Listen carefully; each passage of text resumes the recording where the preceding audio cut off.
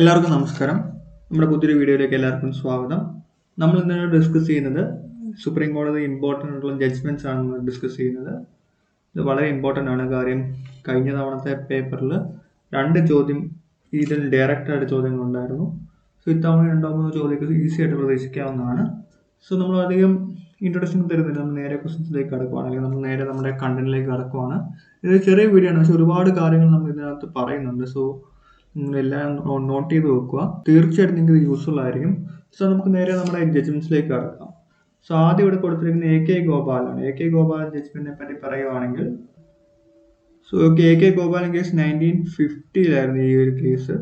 ഈ ഒരു കേസ് എന്ന് പറയുന്നത് preventive detention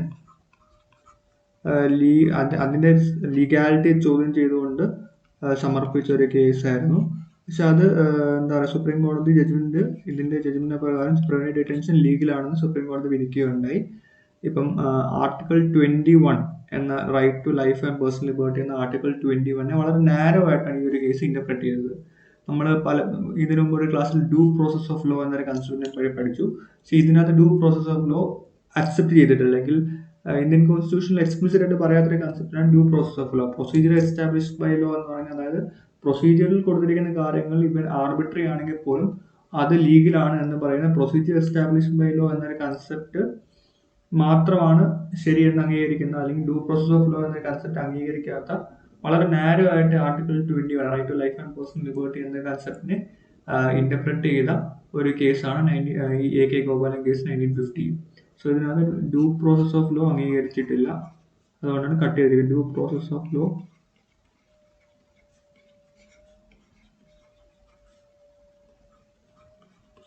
not accepted. So അപ്പോൾ ഇതൊരു ഹിസ്റ്റോറിക് കേസാണ്. സോ ഇനി നമുക്ക് അടുത്ത 2 കേസ് നോക്കാം. ശങ്കരി പ്രസാദ് കേസും പിന്നെ സജ്ജൻ സിംഗ് കേസും ഉണ്ട്. ഇത് രണ്ടും സെയിം കണ്ടന്റ് ആയതുകൊണ്ടാണ് ഒരുമിച്ച് കൊടുത്തിരിക്കുന്നത്. ഈ ശങ്കരി പ്രസാദ് കേസ് 1951-ലാണ്, സജ്ജൻ സിംഗ് കേസ് 1965-ലാണ്. സോ ഇത് രണ്ടും പറഞ്ഞത് പാർലമെന്റിന് ഈ പറയുന്ന ഫണ്ടമെന്റൽ റൈറ്റ്സ് ഉൾപ്പെടെയുള്ള കോൺസ്റ്റിറ്റ്യൂഷൻ അമെൻഡ് ചെയ്യാനുള്ള absolute power ഉണ്ട്, അല്ലെങ്കിൽ parliament has absolute power to amend fundamental rights. Parliament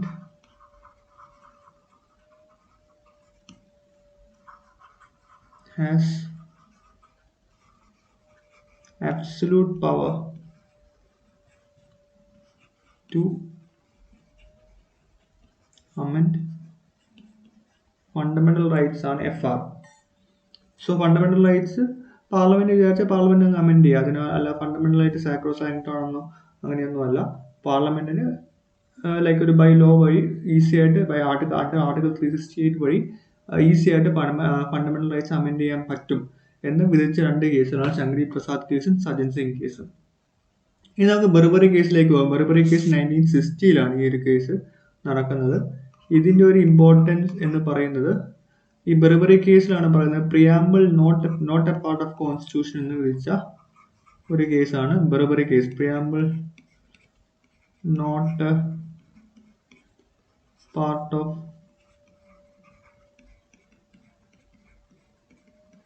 constitution.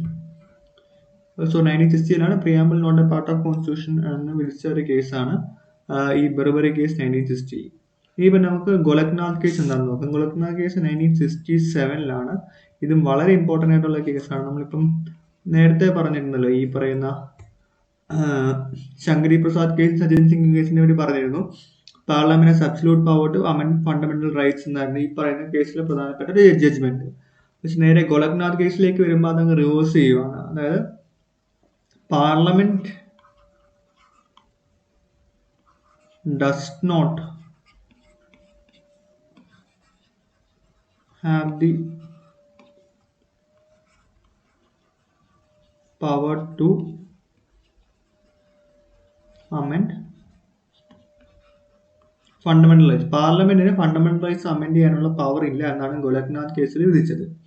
അതായത് ഫണ്ടമെന്റൽ റൈറ്റ്സ് അമെൻഡ് ചെയ്യുന്ന ഒരു കോൺസ്റ്റിറ്റ്യൂവന്റ് അസംബ്ലി വീണ്ടും ലൈക്ക് ഫോം ചെയ്ത് അങ്ങനെ അമെൻഡ് ചെയ്യാൻ പറ്റുമോ, അല്ലാതെ പാർലമെന്റിന് ഫണ്ടമെന്റൽ റൈറ്റ്സ് അമെൻഡ് ചെയ്യാനുള്ള പവർ ഇല്ല എന്നാണ് ഗോലക്നാഥ് കേസിൽ വിധിച്ചത്. ഇത് നമുക്ക് കഴിഞ്ഞ വർഷത്തെ 2019 പേപ്പറിൽ ഇതൊരു ചോദ്യമായിട്ട് തന്നെ ഉണ്ടായിരുന്നു. സോ ഇനി നമുക്ക് 1973 വളരെ ഹിസ്റ്റോറിക് ആയിട്ടുള്ള കേശവാനന്ദ ഭാരതി കേസിലേക്ക് നമുക്ക് കടക്കാം. 1973 നമുക്ക് എല്ലാവർക്കും അറിയാം ബേസിക് സ്ട്രക്ചർ അല്ലെങ്കിൽ ബേസിക് സ്ട്രക്ചർ ഡോക്ട്രിൻ എന്ന വളരെ ഹിസ്റ്റോറിക് ആയിട്ടുള്ള വളരെ പ്രധാനപ്പെട്ട സംഭവം വിധിച്ചത് ഈ പറയുന്ന കേസിലാണ്. Basic structure of the basic structure doctrine.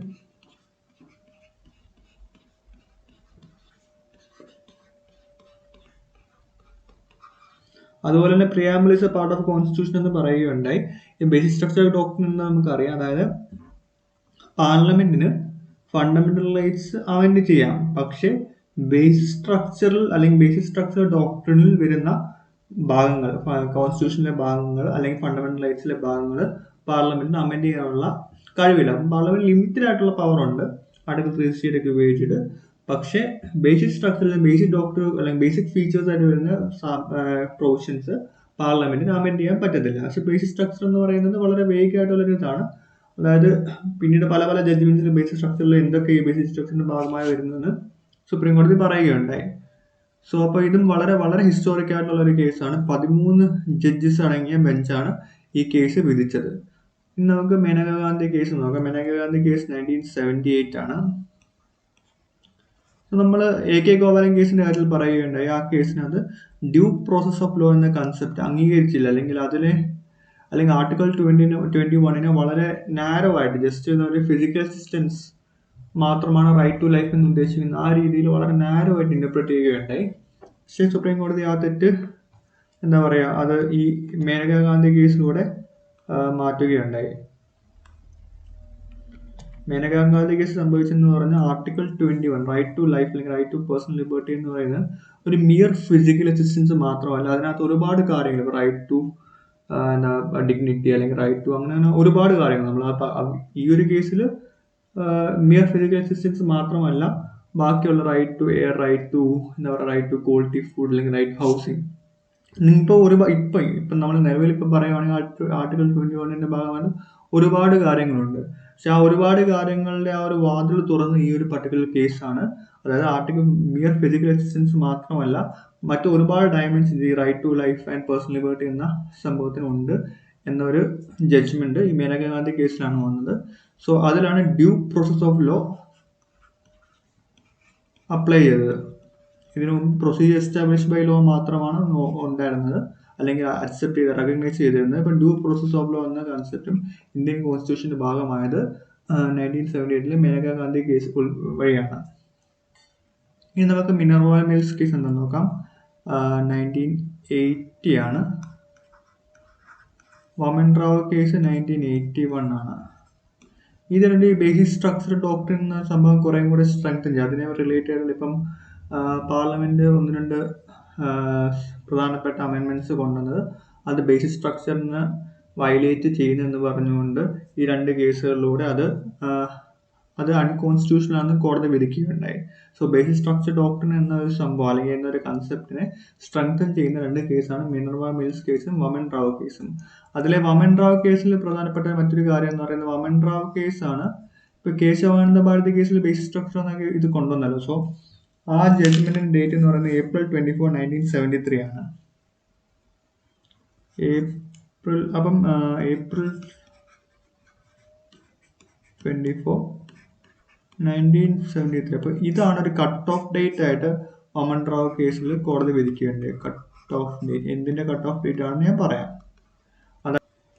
So അപ്പൊ ഇതിൽ തന്നെ ഈ കട്ട് ഓഫ് ഡേറ്റ് വഴി ഉദ്ദേശിക്കുന്നത് പറയുന്നത് ഇപ്പം April 24, 1973 മുമ്പുണ്ടായിരുന്ന ലോസിൽ ബേസിക് സ്ട്രക്ചർ ഡോക്ട്രിൻ അപ്ലൈ ചെയ്യാൻ സാധിക്കില്ല. അതായത് ഇപ്പം ബേസിക് സ്ട്രക്ചർ അല്ലെങ്കിൽ ബേസിക് ഫീച്ചേഴ്സിന് വിരോധമായിട്ട് എന്തെങ്കിലും April 24, 1973 മുമ്പുണ്ടായിരുന്ന ഏതെങ്കിലും ലോസിലുണ്ടെങ്കിൽ ആ ലോസ് അൺകോൺസ്റ്റിറ്റ്യൂഷണൽ ആണെന്ന് ബേസിക് സ്ട്രക്ചർ ഡോക്ട്രിൻ ഉപയോഗിച്ച് നമുക്ക് പറയാൻ സാധിക്കില്ല.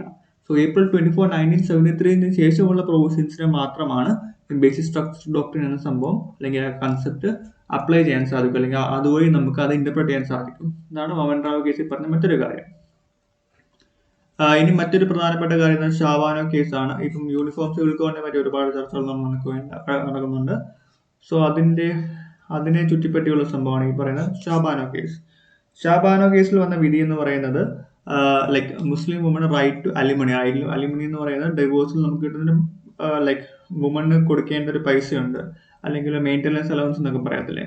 അപ്പൊ റൈറ്റ് ടു അലിമണി, മുസ്ലിം വുമണും റൈറ്റ് ടു അലിമണിക്ക് അർഹതയുണ്ട് എന്ന് വിധിച്ച വളരെ പ്രധാനപ്പെട്ട ഒരു കേസാണ് ഷാബാനോ കേസ് 1985. ഇപ്പൊ യൂണിഫോം സിവിൽ കോഡുമായിട്ട് ബന്ധമുണ്ട് ഈ പർട്ടിക്കുലർ വിധിക്ക്. അതുകൊണ്ടാണ് യൂണിഫോം സിവിൽ കോഡ് ആവശ്യപ്പെടുന്ന പലരും ഷാബാനോ കേസ് ഒരു റെഫറൻസ് ആയിട്ട് പറയുന്നുണ്ട്. സോ റൈറ്റ് ടു അലിമണി മുസ്ലിം വുമന് അർഹതയുണ്ട്, അല്ലെങ്കിൽ അവരുടെ റൈറ്റ് ആണ്.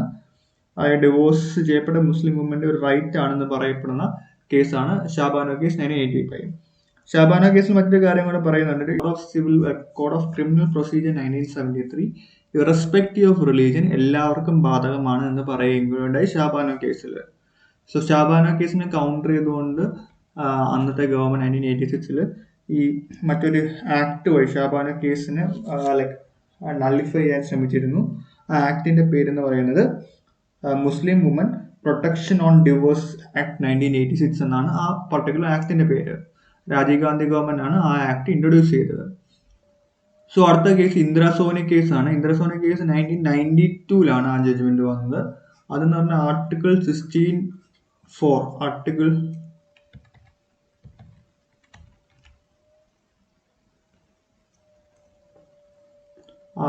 16(4)ന്റെ ലീഗാലിറ്റി ചോദ്യം ചെയ്യപ്പെടുന്ന ഒരു കേസാണ് എന്താ പറയുക ഇന്ദ്രാസോനി കേസ്. അതായത് ബാക്ക്വേർഡ് ക്ലാസ്സിന് വേണ്ടിയിട്ടുള്ള റിസർവേഷൻ പ്രൊവിഷൻ ആണ് ആർട്ടിക്കിൾ 16(4). അതിന് കോൺസ്റ്റിറ്റ്യൂഷണാലിറ്റി ചോദ്യപ്പെടുകയുണ്ടായി.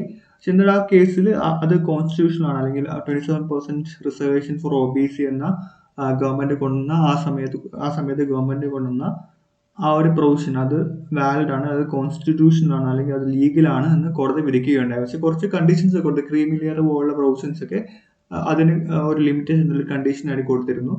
സോ അപ്പം റിസർവേഷൻ സംബന്ധമായ ഒരു അല്ലെങ്കിൽ റിസർവേഷനെ ചുറ്റിപ്പറ്റിയുള്ള ഏറ്റവും പ്രധാനപ്പെട്ട കേസാണ് ഇന്ദ്രാസോനി കേസ്. റിസർവേഷൻ ഓർത്ത് വെച്ചു. OBC reservation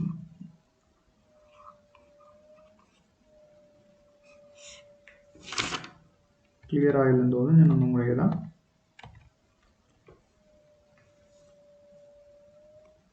OBC reservation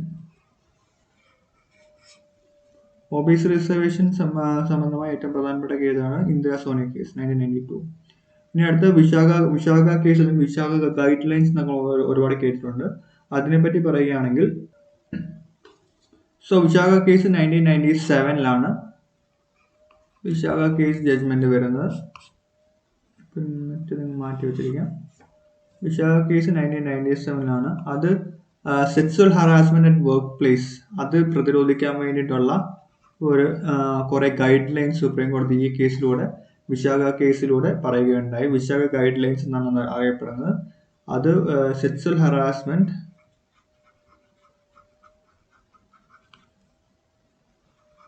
at work place അത് കൗണ്ടർ ചെയ്യാനുള്ള അതിനുശേഷം നമുക്കൊരു ആക്ട് വരെ വഴിയുണ്ട്. അതൊക്കെ ഈ പറയുന്ന വിശാഖ കേസിനെ റൂട്ട് ചെയ്തുകൊണ്ടാണ് അതൊക്കെ വരുന്നത്. സെക്സ്വൽ ഹറാസ്മെന്റ് അറ്റ് വർക്ക് പ്ലേസിന് പ്രിവെന്റ് ചെയ്യാനുള്ള guide lines Vishakha guide lines കൊണ്ടുവന്നത് ഈ പർട്ടിക്കുലർ ജഡ്ജ്മെന്റ് വഴിയാണ്. സോ നമ്മളൊരു കാര്യം ഇതിനകത്ത് പറയാൻ മറന്നു പോയിരുന്നു, അല്ലെങ്കിൽ നമ്മൾ ആഡ് ചെയ്യാൻ വിട്ടുപോയ ഒരു സംഭവമുണ്ട്. ഇന്ദ്രാസോനി കേസ് 1994 SR ബൊമ്മെ കേസ് എന്നൊരു പ്രധാനപ്പെട്ട ഒരു കേസ് നമ്മളിവിടെ പറയാൻ വിട്ടുപോയി. SR Bommai case 1994. So SR Bommai case എന്ന് പറഞ്ഞാൽ ആർട്ടിക്കിൾ 356 ഉപയോഗിച്ചുകൊണ്ട് പ്രസിഡൻസ് റൂൾ നമ്മൾ പല സ്റ്റേറ്റുകൾ ഇമ്പോസ് ചെയ്യുന്നു. അത് ഒരു സമയത്ത് 1994 ഈ സമയങ്ങളിലൊക്കെ ലൈക്ക് ഓരോ ഗവൺമെന്റ് വരുമ്പോൾ ഓപ്പോസിഷൻ റൂൾ സ്റ്റേറ്റ്സുകളിൽ ഈ ആർട്ടിക്കിൾ 356 ഉപയോഗിച്ചുകൊണ്ട് ആ സ്റ്റേറ്റ്സിലെ ഗവൺമെന്റിനെ മാറ്റി പ്രസിഡന്റ് റൂൾ ഇമ്പോസ് ചെയ്യുന്ന പ്രവണത വളരെ ധാരാളമായിട്ട് ആ സമയത്തുണ്ടായിരുന്നു. ആ പ്രസിഡൻസ് റൂള് ലൈക്ക് ഇങ്ങനെ ചുമ്മാ ഒന്നും നമുക്ക് ഇമ്പോസ് ചെയ്യാൻ പാടില്ല, അതിന് കുറെ കണ്ടീഷൻസ് ഒക്കെ സാറ്റിസ്ഫൈ ചെയ്യണമെന്ന് പറഞ്ഞുകൊണ്ട് അതിനെ കൺട്രോൾ ചെയ്യാൻ വേണ്ടി ഇമ്പോസിഷൻ ഓഫ് പ്രസിഡൻസ് റൂൾ എന്താ പറയുക ഇൻഹിബിറ്റഡ് അല്ലെങ്കിൽ എന്താ പറയുക ഒരു കൺട്രോളും ഇല്ലാതെ ഉള്ള രീതിയിലുള്ള പ്രസിഡന്റ് റൂൾ ഇമ്പോസിഷനെ കൺട്രോൾ ചെയ്യാൻ വേണ്ടിയിട്ട് കുറെ പ്രൊവിഷൻസ് കൊണ്ടുവന്ന കേസാണ് SR Bommai case 1995 president rule.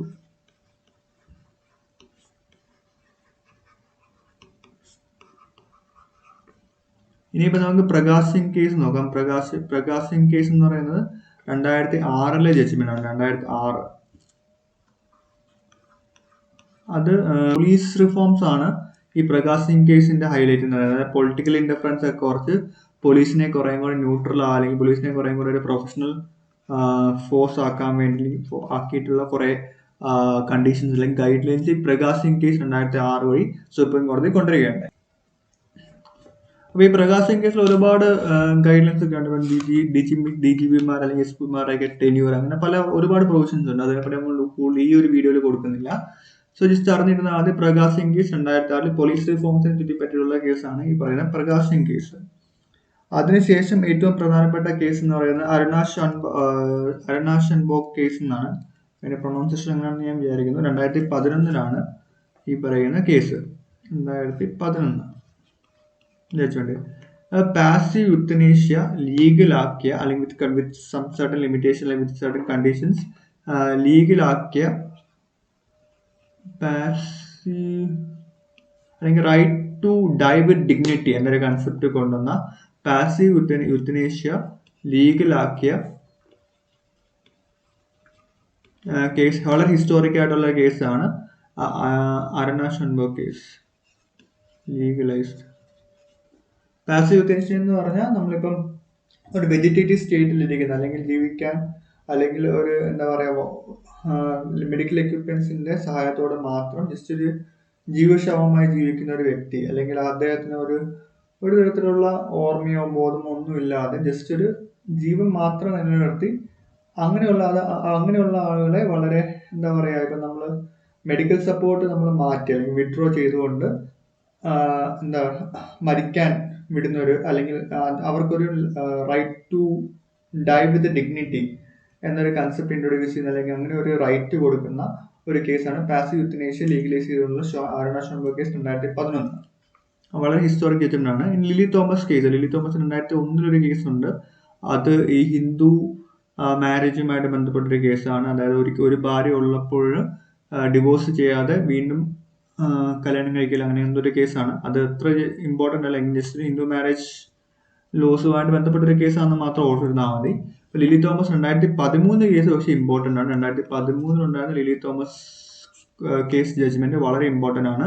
So ഈ ലിലി തോമസ് 2013 വഴി പറയുന്നത് ഈ ഇലക്ടഡ് റെപ്രസെന്റേറ്റീവ്സ് ഉണ്ടല്ലോ, MLA MP അതുപോലുള്ള സ്ഥാനങ്ങൾ വഹിക്കുന്നവർ അവർക്ക് 2 വർഷത്തിന് മുകളിൽ ഇംപ്രിസൺമെന്റ് അർഹിക്കുന്ന അല്ലെങ്കിൽ അത് വരുന്ന കേസുകൾ അവർ കുറ്റാരോപിതരാണെന്ന് കോടതി വിധിക്കുകയാണെങ്കിൽ, ഇപ്പോൾ ഒരു ലോവർ കോർട്ട് ആണെങ്കിൽ പോലും കോടതി വിധിക്കുകയാണെങ്കിൽ ഉടനെ അവരുടെ ആ പറയുന്ന മെമ്പർഷിപ്പ് MP ആണെങ്കിൽ MLA സ്ഥാനമാണെങ്കിൽ അത് അപ്പം തന്നെ നമ്മൾ ക്യാൻസൽ ആവും.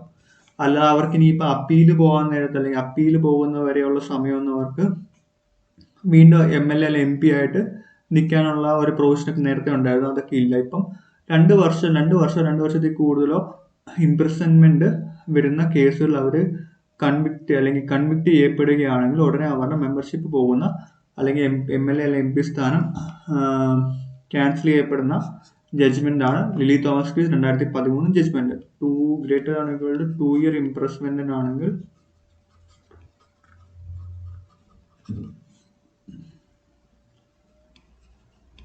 MLA MP അവരുടെ മെമ്പർഷിപ്പ് ക്യാൻസൽ ആവും. അവരുടെ മെമ്പർഷിപ്പ് ക്യാൻസൽ ആവും. ഇനി പുട്ടസ്വാമി കേസ് 2017.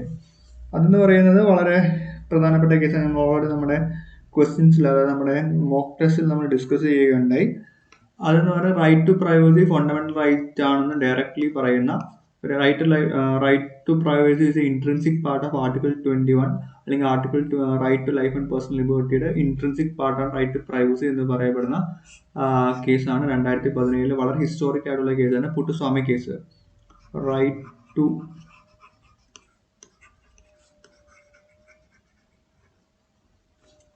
ടു പ്രൈവസി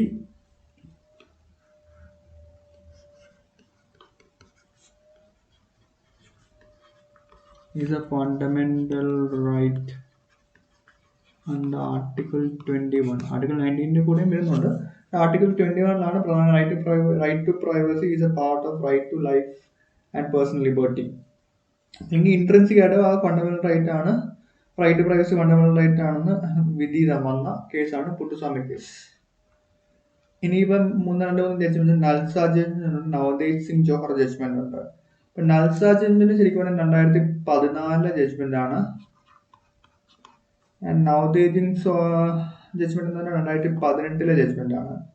ഇത് രണ്ടും ഒരു പർട്ടിക്കുലർ ഈ ട്രാൻസ്ജെൻഡേഴ്സ് ആയിട്ട് ബന്ധപ്പെട്ട ജഡ്ജ്മെന്റ്സ് ആണ്. ഈ നൽസ ജഡ്ജ്മെന്റ് വഴി പറയുന്നത് ട്രാൻസ്ജെൻഡറിനെ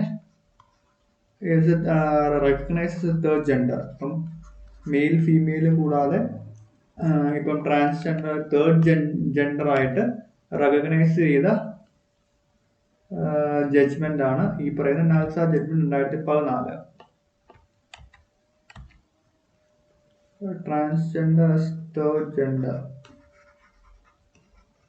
റെക്കഗ്നൈസ് ചെയ്തു. ഇപ്പൊ 2018 എന്ന് പറയുന്നത് ഈ സെക്ഷൻ 377 ഉണ്ടല്ലോ, ഹോമോസെക്ച്വൽ ആക്ട് ക്രിമിനലൈസ് ചെയ്യുന്ന സെക്ഷൻ 377 ഡീക്രിമിനലൈസ് ചെയ്തു, അല്ലെങ്കിൽ അത് ഇല്ലീഗൽ ആണെന്ന് വിധിച്ച ജഡ്ജ്മെന്റ് ആണ് Navtej Singh Johar case. Decriminalise homosexuality അല്ലെങ്കിൽ ഡീക്രിമിനലൈസ് സെക്ഷൻ 377 ഡീക്രിമിനലൈസ്ഡ്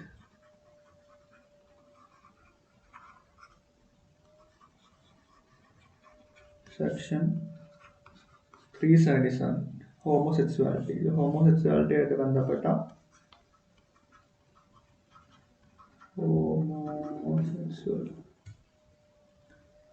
ഇനിയിപ്പോ രണ്ട് കേസും കൂടെ നമുക്ക് നോക്കാറുണ്ട്. ശ്രേയ സിംഗിൾ കേസും NJAC കേസും അത് നമുക്ക് നോക്കാം. സോ ശ്രേയ സിംഗിൾ കേസ് എന്ന് പറയുന്നത് 2015 ആണ്. അതെന്ന് പറഞ്ഞ സോഷ്യൽ മീഡിയ യൂസുമായിട്ട് ബന്ധപ്പെട്ട കേസാണ്. അതായത് information technology act IT act 2000 section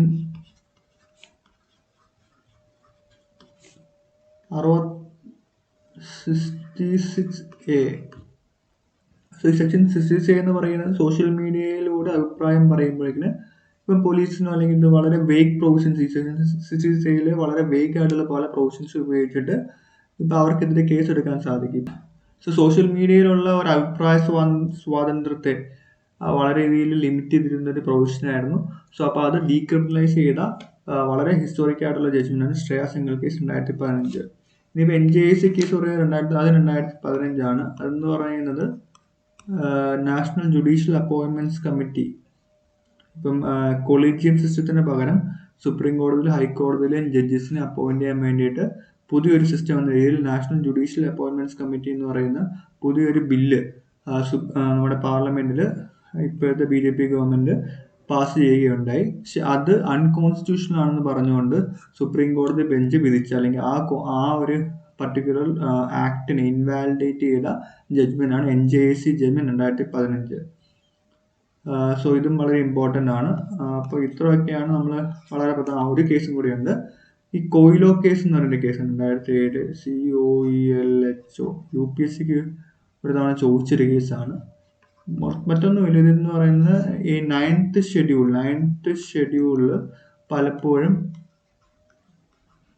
പല ലോസും ഇപ്പൊ ഈ കോടതിയിൽ നിന്നൊരു കോടതിയുടെ ഒരു ഇൻവാലിഡേറ്റ് ചെയ്യുന്ന കോടതി വിധികളിൽ നിന്ന് ഇമ്മ്യൂണിറ്റി കിട്ടാൻ വേണ്ടിയിട്ട് 9th ഷെഡ്യൂളിൽ കൊണ്ട് ഇടുന്ന ഒരു പതിവുണ്ട്. അപ്പൊ 9th ഷെഡ്യൂളിലുള്ള ലോസും കോടതിക്ക് വേണമെങ്കിൽ അൺകോൺസ്റ്റിറ്റ്യൂഷണൽ ആയിട്ട് April 24, 1973 ശേഷം 9th ഷെഡ്യൂളിൽ ആഡ് ചെയ്യപ്പെട്ട ലോസും കോടതിക്ക് വേണമെങ്കിൽ അതിന്റെ ഒരു കോൺസ്റ്റിറ്റ്യൂഷനായിട്ട് ചെക്ക് ചെയ്തിട്ട് അതിപ്പോൾ കോൺസ്റ്റിറ്റ്യൂഷണൽ പ്രൊവിഷൻസിന് അല്ലെങ്കിൽ ബേസിക് സ്ട്രക്ചറിന് വിരോധമായിട്ടുള്ളതാണെങ്കിൽ അതിനെ അൺകോൺസ്റ്റിറ്റ്യൂഷൻ ആണെന്ന് പറഞ്ഞ് ഡിക്ലെയർ ചെയ്യാനുള്ള കോടതിക്ക് പവർ ഉണ്ട് എന്ന് പറയുന്ന കേസാണ് കൊയിലോ കേസ് 2007. സോ ഇത്രയൊക്കെയാണ് വളരെ പ്രധാനപ്പെട്ട കേസുകൾ. ഇതിന്റെ ഒരു നമുക്ക് ഒരു നോട്ട് പോലെ, അല്ല ഇതിന്റെ ക്ലാസ് നോട്ട് കുറച്ചും കൂടെ വൃത്തിയുള്ള ക്ലാസ് നോട്ട് അപ്ലോഡ് ചെയ്യുന്നതാണ്, വഴി അപ്ലോഡ് ചെയ്യുന്നതാണ്. കുറച്ച് ടൈം എടുക്കുമെങ്കിലും അപ്ലോഡ് ചെയ്യുന്നതാണ്. പക്ഷെ എങ്കിൽ നിങ്ങളിപ്പോൾ ഈ പറഞ്ഞ നോട്ടുകൾ അതേപോലെ ഞാനിപ്പോൾ പറഞ്ഞ രീതിയിൽ തന്നെ നോട്ട് ചെയ്ത് വെക്കുക. നിങ്ങൾക്ക് അത് തീർച്ചയായിട്ടും ഉപയോഗപ്പെടും. കാര്യം ഇത് വളരെ കഴിഞ്ഞ തവണ 2 ചോദ്യം ചോദിച്ചു. ഇത്തവണ 2 3 ചോദ്യമൊക്കെ തീർച്ചയായിട്ടും പ്രതീക്ഷിക്കാവുന്ന ഒരു ടോപ്പിക്കാണ്. എസ്പെഷ്യലി പോളിറ്റിക്ക് ഇമ്പോർട്ടൻസ് തരുന്നൊരു പേപ്പറാണ്. തീർച്ചയായിട്ടും ഇതിൽ നിന്ന് 2 ചോദ്യമൊക്കെ ഈസി ആയിട്ട് പ്രതീക്ഷിക്കാവുന്നതാണ്. സോ ഇതിൽ കൂടുതലൊന്നും ജഡ്ജ്മെന്റ്സ് നിങ്ങൾക്ക് വരാൻ സാധ്യതയില്ല. ഒരുമാതിരിപ്പെട്ട എല്ലാ ജഡ്ജ്മെന്റും നമ്മൾ കവർ ചെയ്തിട്ടുണ്ട്. പിന്നെ ലെങ്ത് ഇച്ചിരി കൂടിയിട്ടുണ്ടെന്ന് തോന്നുന്നു. പ്രതീക്ഷിച്ചതിനേക്കാൾ കുറച്ചും കൂടെ കൂടിയിട്ടുണ്ട്. ഇതിന് തീർച്ചയായിട്ടും വളരെ യൂസ്ഫുൾ ആണ്. സോ തീർച്ചയായിട്ടും കാണണം.